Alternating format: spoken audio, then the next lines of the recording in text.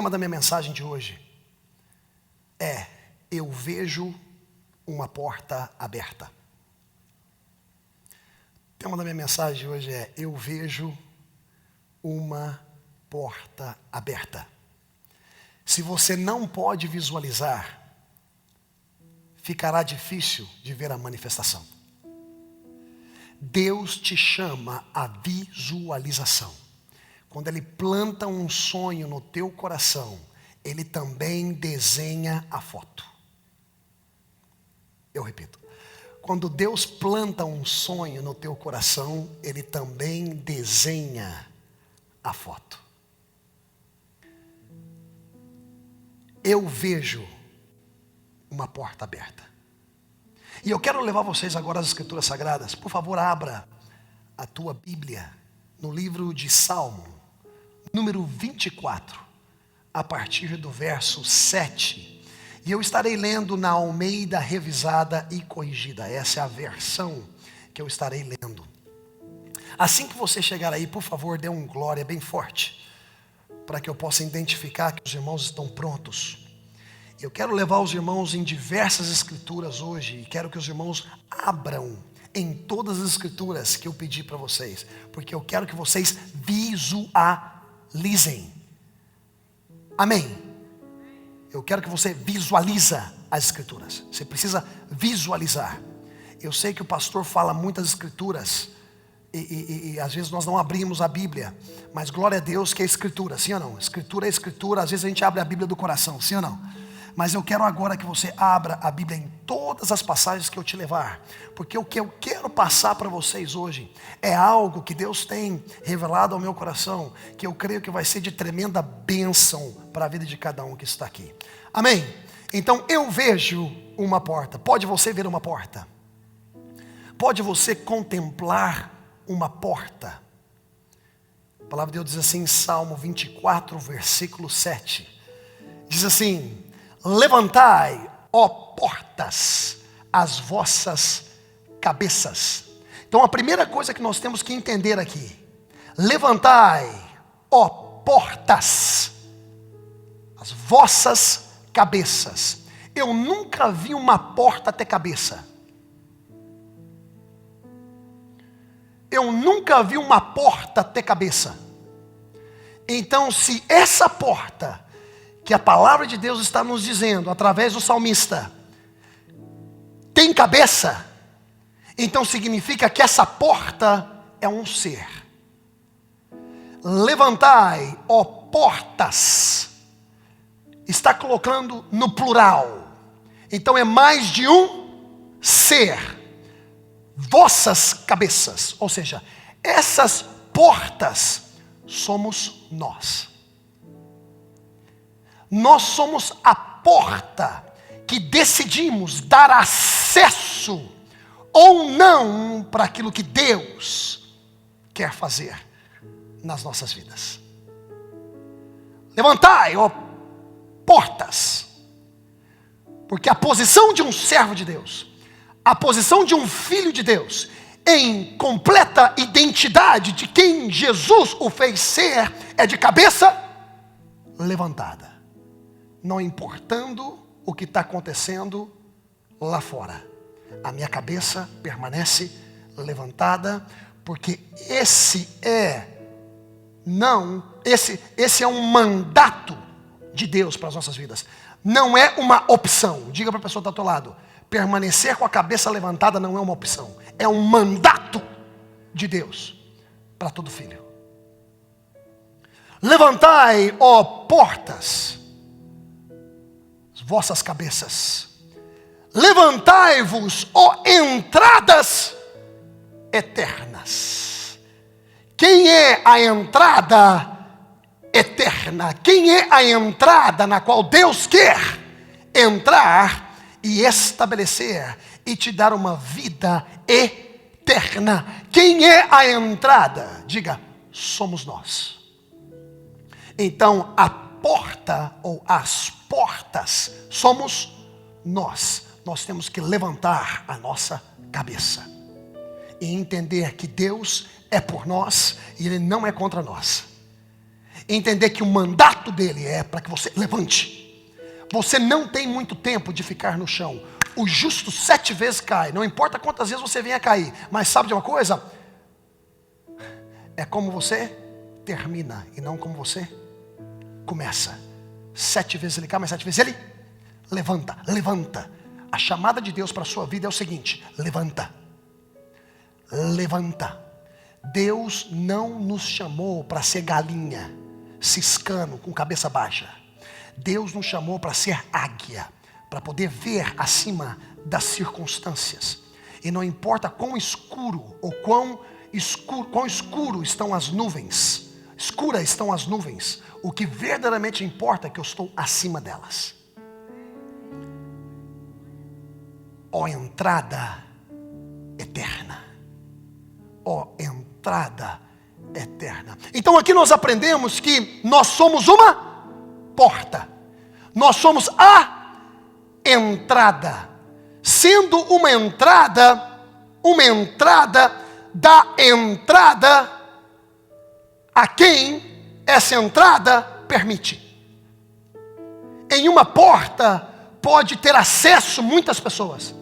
Na porta da tua casa é uma entrada na qual você só permite que entre quem você quer.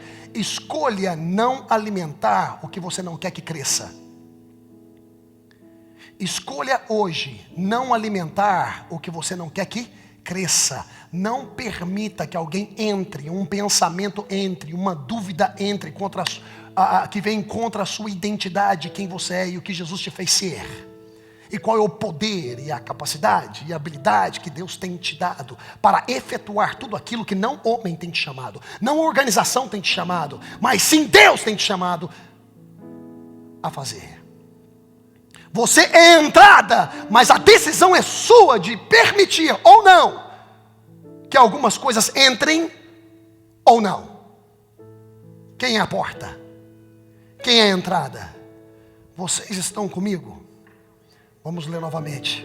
Levantai, ó portas, as vossas cabeças, levantai-vos, ó entradas eternas, e entrará.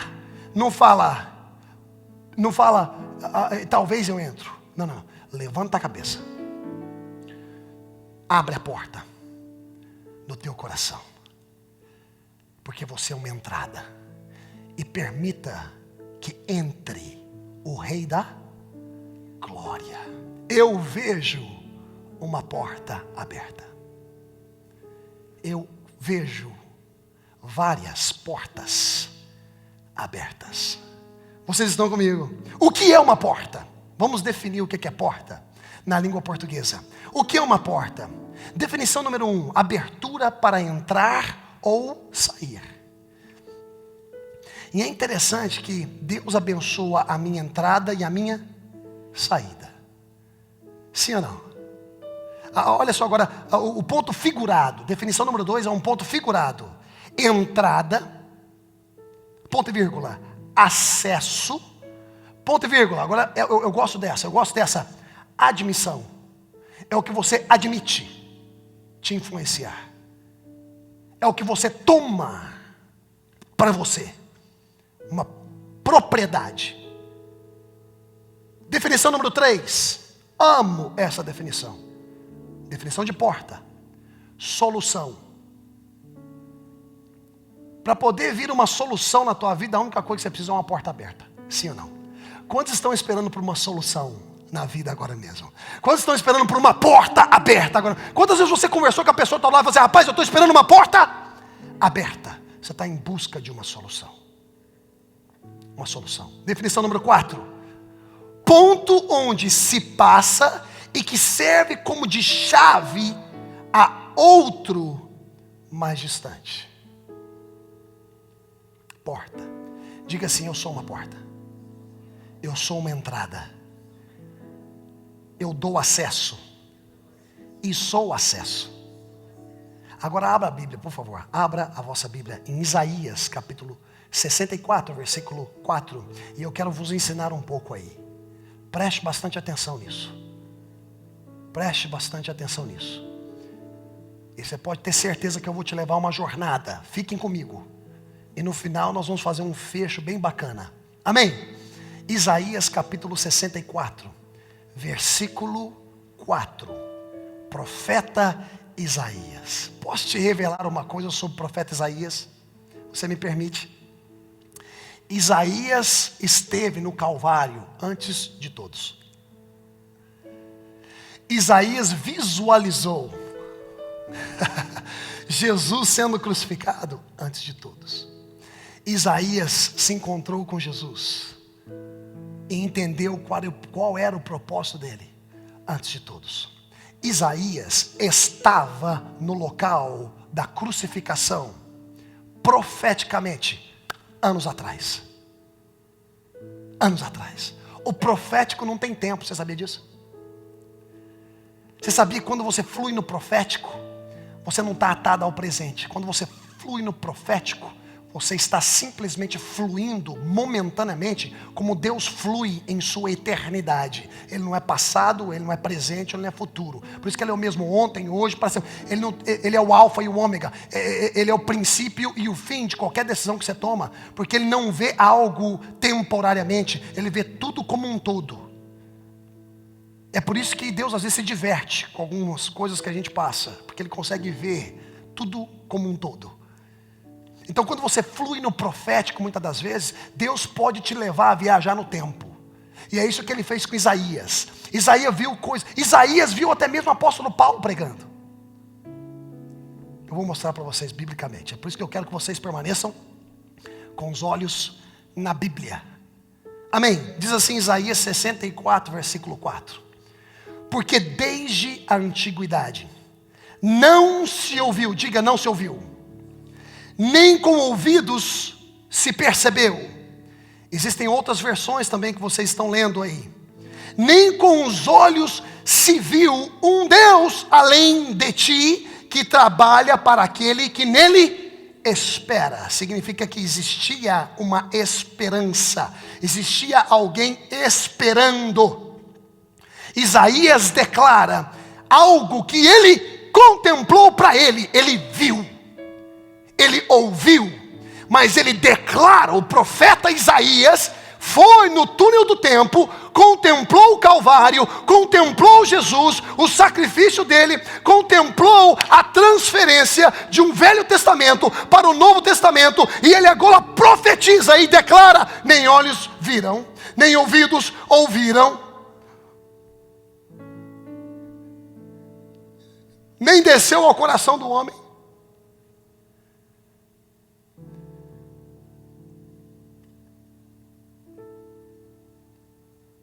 Eu quero dizer para vocês que o profeta Isaías estava declarando: o que eu vi, vocês ainda não viram. O que eu senti, vocês ainda não sentiram. O que desceu já ao meu coração, que quando Isaías declara pelas suas pisaduras, ele teve ali, ele contemplou Jesus sendo crucificado. Ele contemplou as mãos de Jesus sendo perfuradas. Ele contemplou cada chibatada que ele levou. Ele contemplou a solidão dele no jardim do Getsemane. E ele declara isso como esperança para aqueles que esperam. Agora olha só que interessante. Continuam comigo. Olha só que interessante. Diga: eu sou uma porta. Olha só que interessante, abre a Bíblia em Atos, capítulo 28. Eu vou declarar para vocês que Isaías viu o apóstolo Paulo. E Isaías viu que a dificuldade seria imensa do povo de Deus, chamado Israel no Velho Testamento. A dificuldade seria imensa que eles aceitassem aquilo que Jesus veio fazer. E aquilo que Jesus fez. Em aceitá-lo como verdadeiramente o Messias. Isaías viu isso, contemplou o apóstolo Paulo até mesmo pregando. Olha só que interessante, olha.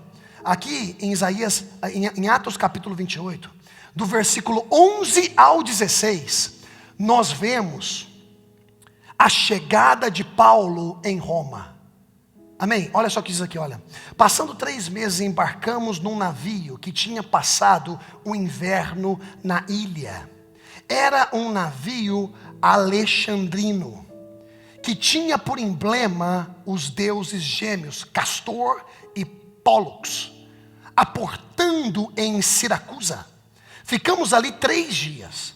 Dali partimos e chegamos a Régio.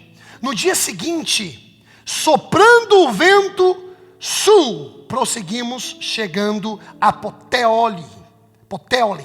No segundo dia. Ou seja, é interessante observar que parece que eles esperavam o vento soprar. E para onde o vento soprava, eles ministravam e faziam missões. Não é como hoje, para a gente poder fazer missão tem que ter passagem paga. Tem que ter um hotel de qualidade. Eles simplesmente entraram no barco e para onde soprar, nós estamos indo. Oh my God. E depois a gente quer fazer milagre que o apóstolo Paulo fazia, assim ou não? Essa foi de graça. E diz assim, ó, que diz aqui, ó. Ali encontramos alguns irmãos. Aonde? Em Puteoli.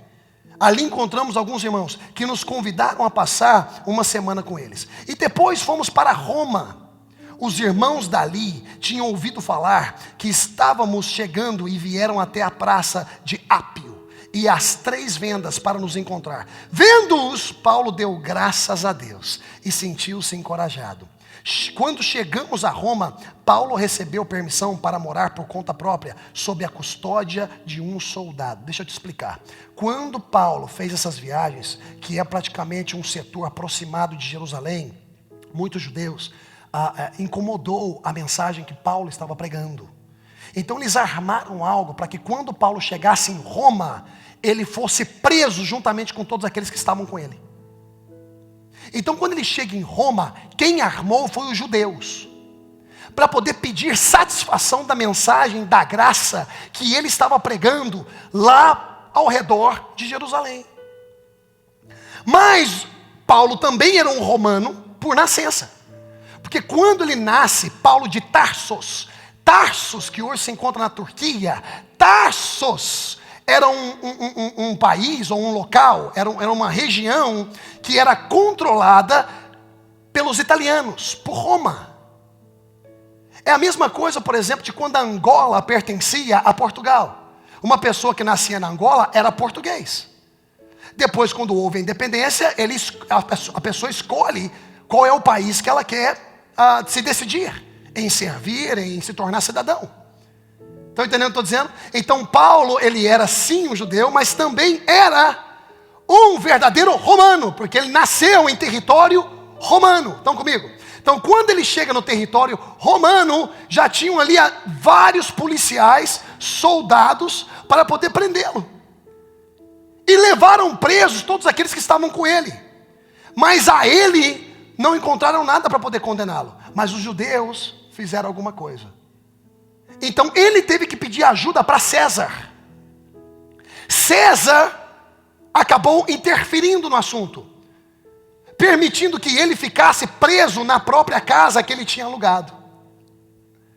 Então ele ficava preso ali, tinha um soldado na porta, e todos que queriam falar com ele e serem ministrados pela palavra da graça, eles vinham e se encontravam com Paulo na casa dele, na qual ele ficou preso por 2 anos. E você sabe quem é que fez isso com ele? Aqueles que ele chamava de irmãos.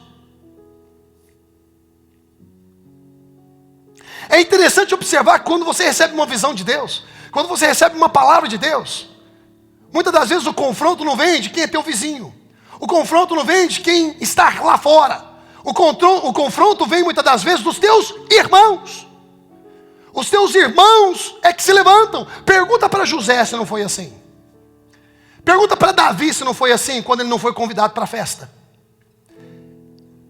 A bala vem de onde você menos espera. Quantas pessoas talvez que estão próximas de você, muitas das vezes, que limitaram você de cumprir com tudo aquilo que Deus te chamou a cumprir.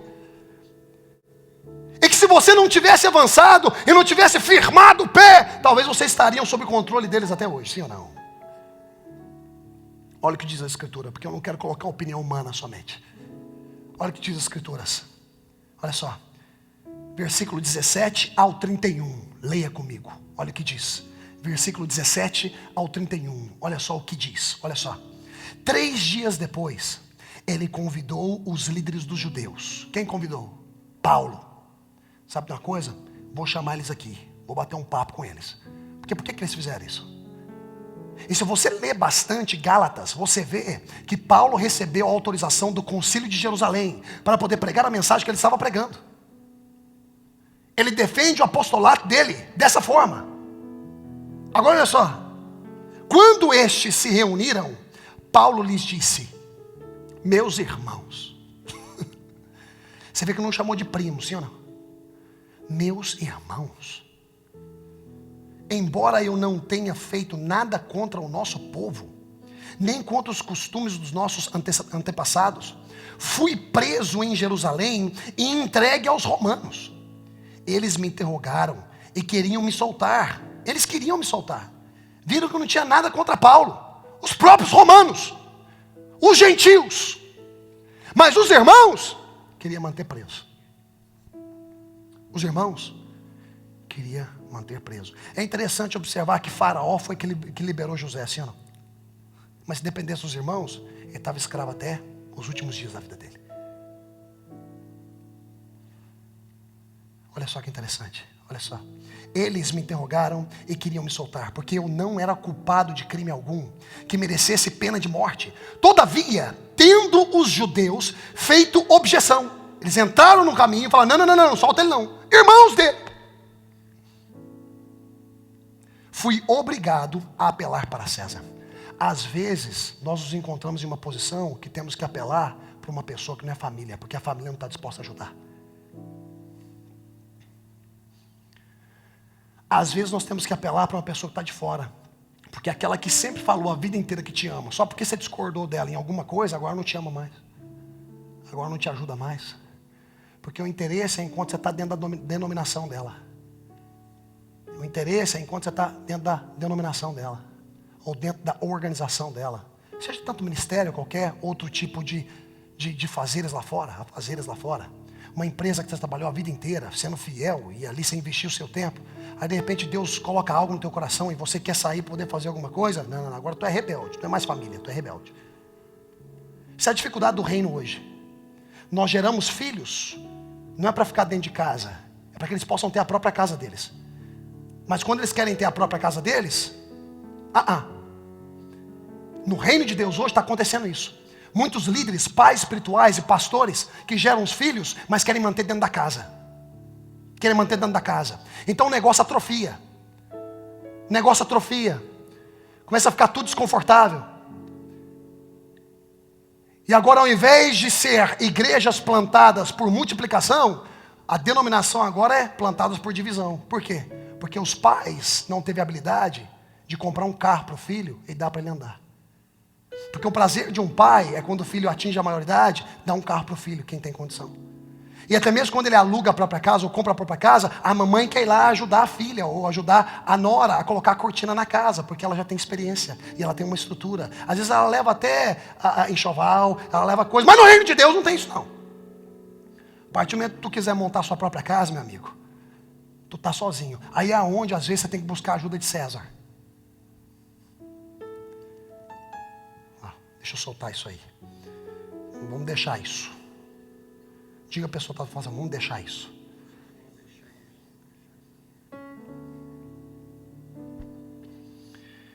Fui obrigado a apelar para César. Não, porém, por ter alguma acusação contra o meu próprio povo.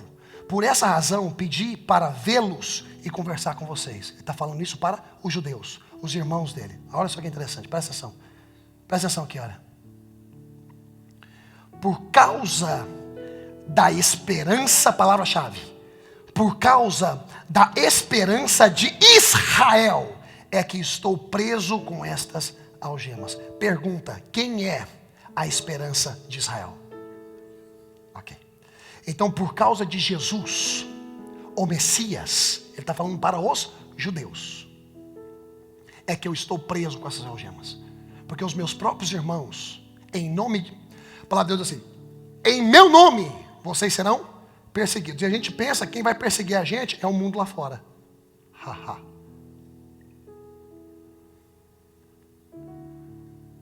Muitas das vezes a perseguição vem de dentro da casa, porque é muito complicado manter unidade. Deus não te chamou a a criar unidade. Ele te chamou a manter unidade. E manter unidade é um desafio para todos. Como manter a aliança. Deus não te chamou a criar uma aliança. A aliança está ali. Ele te chama ao desafio de manter a aliança. Eu prometo ser fiel. Para ser fiel não é apenas palavra, mas é uma conduta em um processo de vida. A esperança de Israel é que eu estou preso com essas algemas. Eles responderam: não recebemos nenhuma carta da Judéia a seu respeito. E nenhum dos irmãos que vieram de lá relatou ou disse qualquer coisa mal contra você. Todavia, queremos ouvir de sua parte o que você pensa, pois sabemos que por todo lugar há gente falando contra esta seita. Eles estavam chamando de seita o quê? Estavam chamando de seita a esperança de Israel, na qual Paulo estava pregando. Então eles estavam chamando de seita a pregação de Paulo, os próprios irmãos de Paulo. Você pensa que todo mundo vai acreditar em você simplesmente pelo fato que você está falando para eles que Deus falou contigo? Você pensa que todo mundo vai te apoiar porque Deus te deu uma visão? Você pensa que todo mundo vai bater nas suas costas e falar assim: estou contigo, campeão, quando você compartilhar seus sonhos?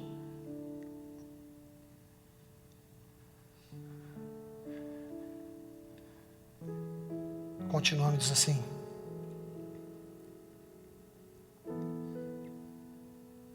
assim combinaram encontrar-se com Paulo em dia determinado, indo em grupo ainda mais numeroso ao lugar onde ele estava. Indo em grupo ainda mais numeroso. Então o que é que os judeus estavam tentando fazer? É o seguinte, gente, não vamos sozinhos não, vamos com a galera para poder tentar algo contra ele e a mensagem que ele está pregando. Não vamos sozinhos não, vamos com uma galera. Você já viu quando uma pessoa tem que protestar? Eles vão tudo para a rua. Já viu quando alguns gigantes se levantam? Quando falou o gigante levantou, o gigante acordou. Existe também o gigante do judaísmo, o gigante do legalismo, o gigante da religião, que se levanta muitas das vezes para poder abafar aquilo que Deus está fazendo nascer de dentro de você, te intimidar. Não fala isso não fala isso não, porque sabe como é que é? Você tem que ter um jeitinho, tem que ter jeitinho em nada. Se Deus colocou uma palavra no teu coração, tu vai e fala. E se o teu pescoço tem que rolar, que role. Eu vou viver todos os dias que Deus tem para a minha vida, com intensidade e sem negociar com política. Em nome de Jesus eu peço isso ao Senhor, que preserve meu coração de toda imundícia, que preserve meu coração de todo adultério teológico, que preserve meu coração de qualquer tipo de negociação para poder ficar bem na frente das pessoas que estão com holofote nelas. Se eu tiver que ficar preso 2 anos na minha casa, só pregando para quem vem me escutar, que eu fique. Porque eu sou porta. Olha só o que diz as Escrituras. Olha só o que diz as Escrituras.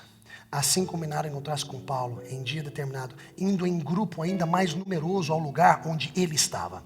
Desde a manhã até a tarde, ele lhes deu explicações. Olha só que interessante. Desde a manhã até a tarde, Paulo estava dando explicações, diz aqui as Escrituras. E lhes testemunhou do reino de Deus. Agora, chave, frase chave, presta atenção. Frase chave, simples, frase chave. Olha o que diz aqui: procurando convencê-los a respeito de Jesus. Como é que Paulo estava tentando convencer a audiência que ele conhecia, que era judeus? Como? 1, com base na lei de Moisés. 2, e nas dos profetas. Tudo que Paulo falava, ele falava mencionando a lei de Moisés, que fala sobre a manifestação da esperança que vinha, que a lei é a sombra das coisas que iriam se manifestar por meio da fé. Ele fala acerca disso para que os judeus possam escutá-lo, porque se ele falasse diretamente sobre Jesus, eles iriam rejeitar, porque eles não criam nisso. Então ele fala, gente, o que a lei de Moisés falava, agora a manifestação do cumprimento de toda a lei é Jesus. Mas durou a manhã até a tarde para poder falar com gente que não está disposta a escutar. E aí depois ele parte para os profetas.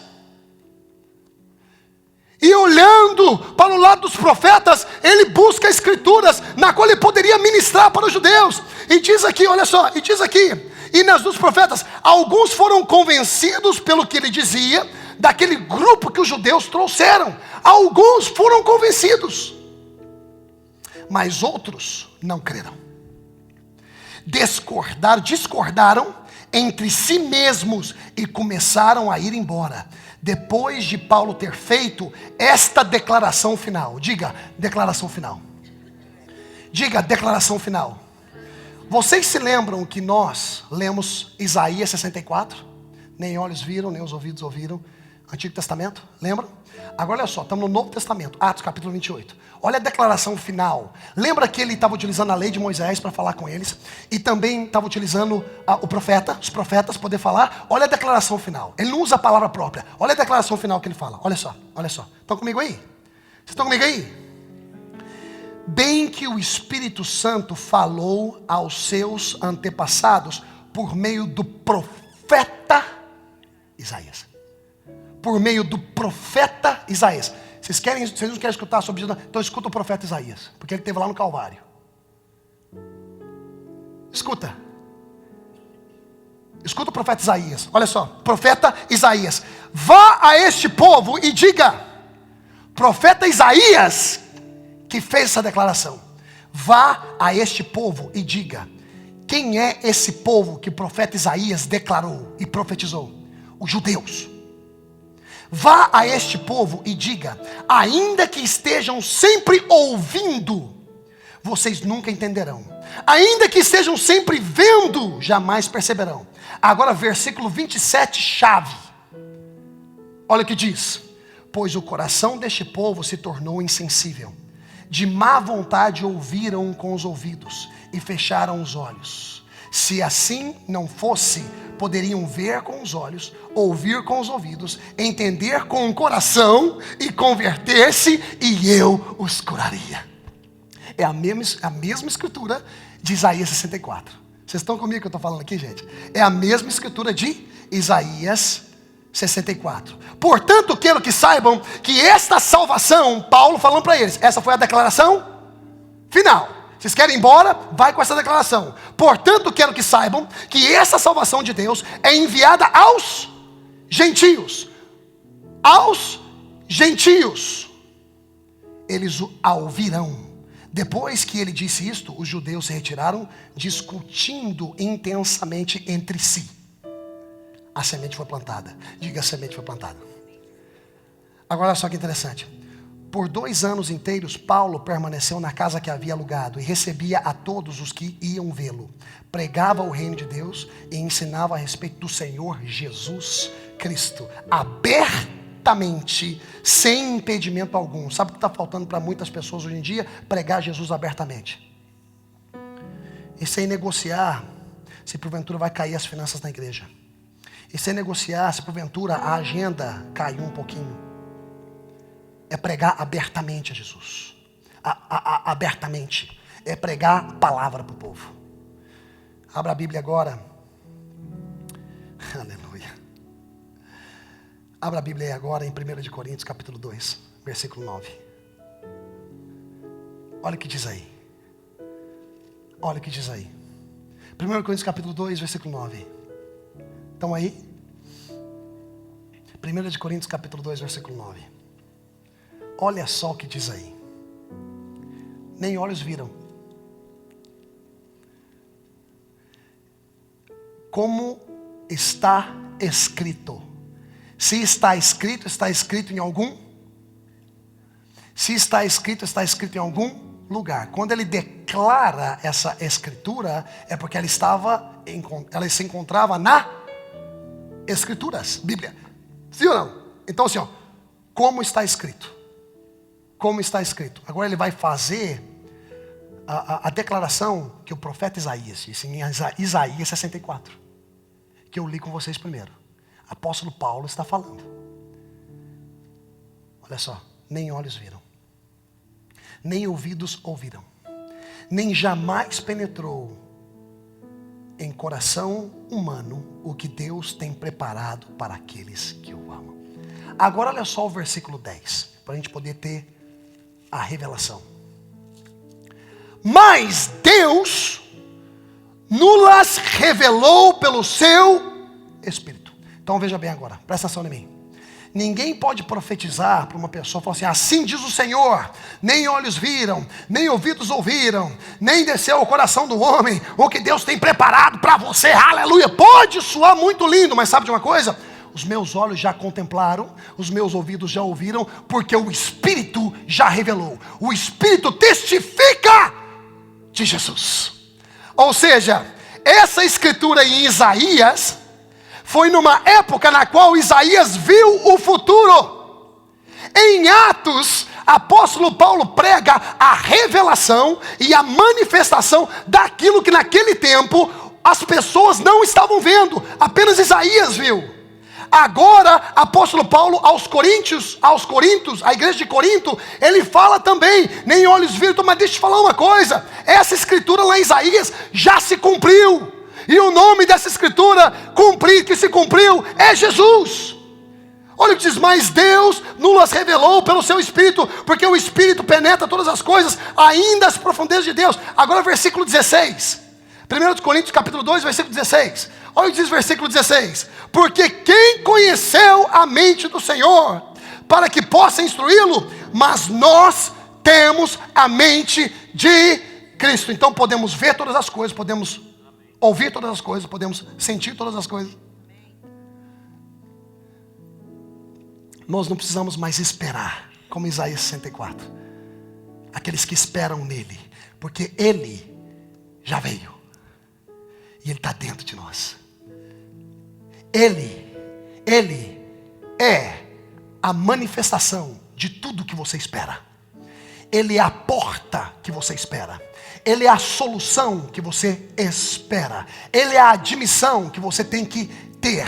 Jesus, você não precisa mais ficar: ai, nem olhos viram, nem ouvidos ouviram. Ai, quando é que os meus olhos vão ver? Para com isso. Jesus é tudo aquilo que você precisa ver. Jesus é tudo aquilo que você precisa ouvir. Tudo está em Jesus. Toda promessa, toda boa dádiva, todo dom perfeito, tudo aquilo que você precisa para viver uma vida, e uma vida com abundância, se encontra na porta que é Jesus.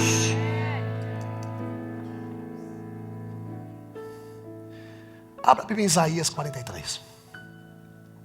E já vou terminando.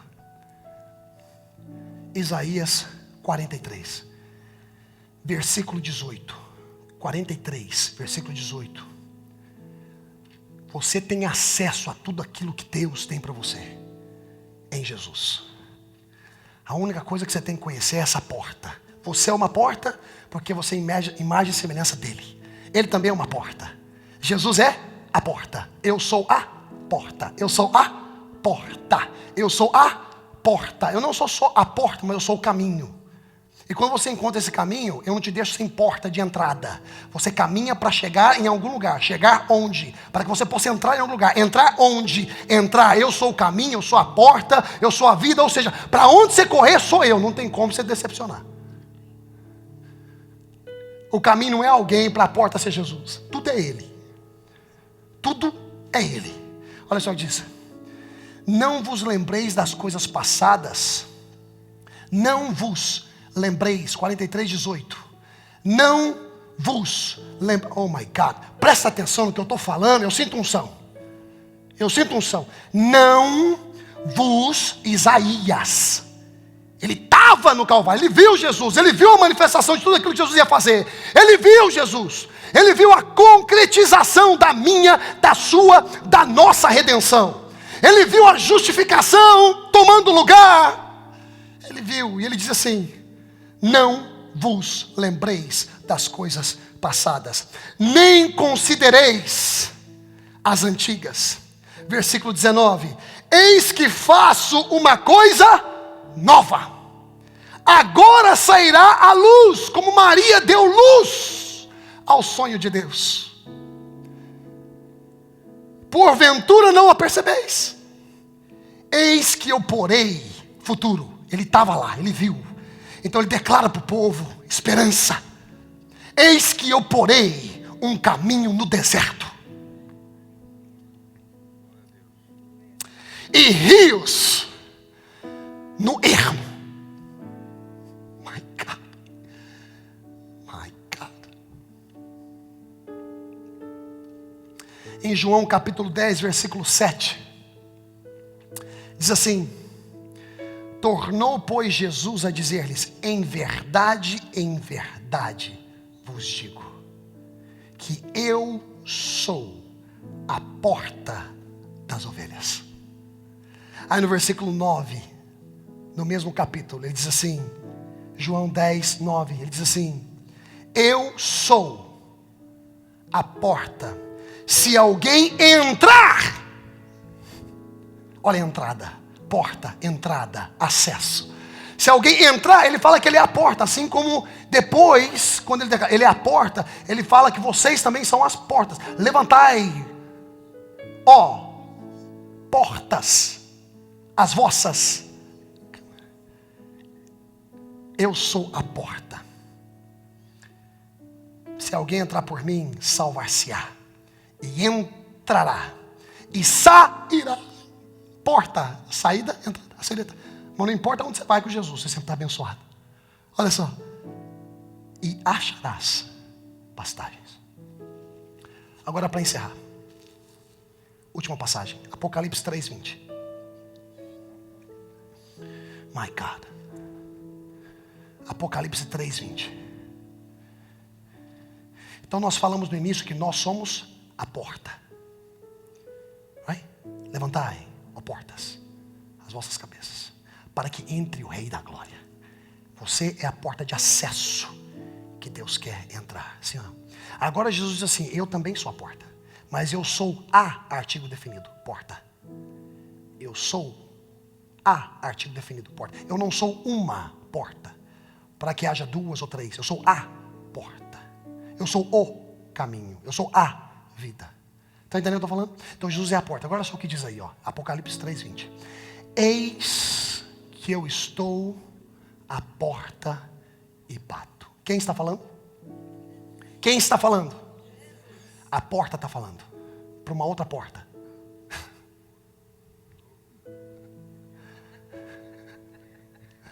A porta está falando para uma outra porta.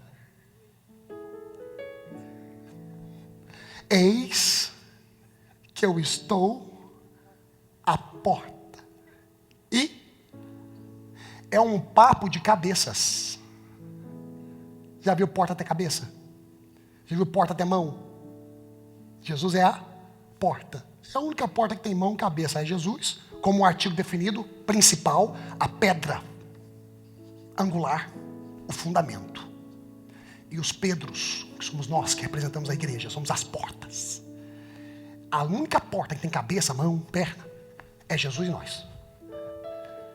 Eu sou a, eis que eu estou a, e se você ouvir, nem olhos viram, nem ouvidos, se você ouvir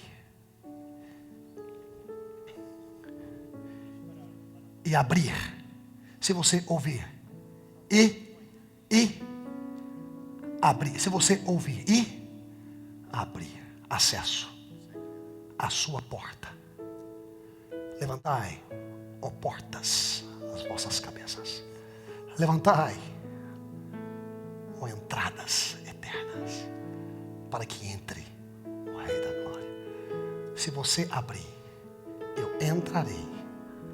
Entrada, acesso, admissão. Cearei contigo. Cearei contigo. Cearei contigo. E você comigo. Não é quem pode manda, quem tem juízo obedece. É um intercâmbio. Eu compartilho contigo meu coração. E você compartilha comigo o seu. Mas sabe qual é a dificuldade? Sabe qual é a dificuldade? Presta atenção. É que essa porta aqui, para ser uma porta estabelecida, tem que ter uma edificação. Você nunca coloca uma porta no meio do nada. Nós estamos construindo os nossos prédios, colocando a nossa porta e deixando a porta do lado de fora. Como é que a gente pode construir a nossa casa e deixar a porta do lado de fora? Porque essa porta que é você necessita dar espaço à porta que é Jesus. Aí é onde entra a substituição. Sabe por quê? Porque você como porta não pode cumprir. Então Jesus cumpriu. Então houve a substituição. Aquilo que você merecia, Jesus pegou para ele. Então agora ele pega a tua porta, arranca a tua porta de lá. Ele agora por vontade própria fala assim, ó, eu estou à porta e bato. Abra a sua porta para que eu possa fazer a substituição. Porque quando eu entrar, salvação entra. Quando eu entrar, a sua porta, meu amigo, eu tiro e coloco a minha. Agora eu quero ver. Porque a porta que eu abro, nenhum homem fecha. E a porta que eu fecho, nenhum homem abre. Porque eu sou o controle. Eu estou em controle. Você coloca de pé em nome de Jesus.